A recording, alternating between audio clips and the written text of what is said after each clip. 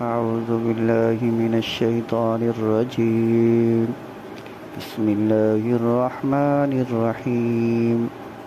سبح اسم ربك الأعلى الذي خلق فسوى والذي قدر فهدى والذي أخرج المرعى فجعله غثاء أحوى سنقرئك فلا تنسى إلا ما شاء الله إنه يعلم الجهر وما يخفى ونيسرك لليسرى فذكر إن نفعت الذكرى سيذكر من يخشى ويتجنبها الأشقى الذي يصلى النار الكبرى ثم لا يموت فيها ولا يحيا قد أفلح من تزكى